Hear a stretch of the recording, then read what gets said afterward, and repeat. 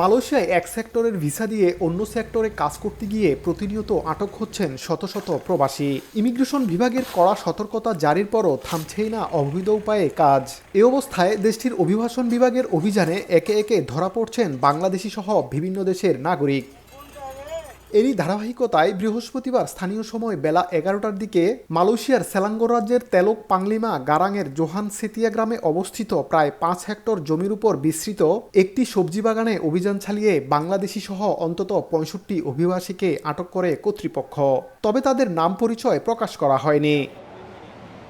গোয়েন্দা তথ্যের ভিত্তিতে দেশটির আইনশৃঙ্খলা বাহিনীর বিভিন্ন পদমর্যাদার 69 কর্মকর্তার সহায়তায় এই অভিযানে 70 প্রবাসীর কাগজপত্র যাচাই বাছাইয়ের পর 65 জনকে আটক করা হয়। তাদের মধ্যে 42 বাংলাদেশি ছাড়াও মিয়ানমারের 14, ইন্দোনেশিয়ার 6, পাকিস্তানের 2 ও একজন ভারতীয় নাগরিক রয়েছেন। তাদের সবার বয়স 18 থেকে 60 বছরের মধ্যে। আটকদের পরবর্তী তদন্তের জন্য বুকিত জলিল ইমিগ্রেশন ডিপোতে রাখা হয়েছে বলে জানিয়েছেন দেশটির ইমিগ্রেশন বিভাগ। মোহাম্মদ আব্দুল কাদের, সময় সংবাদ, কুয়ালালামপুর, মালয়েশিয়া।